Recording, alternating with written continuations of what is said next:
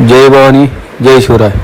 आज तुळजापूरमध्ये प्रचंड प्रमाणात गर्दी आहे बघा। 4 दिवस आधी मला संपर्क साधा, आधार कार्ड पाठवा, ऑनलाईन बुकिंग करा, आपलं दर्शन होईल। जय भवानी जय शिवाजी।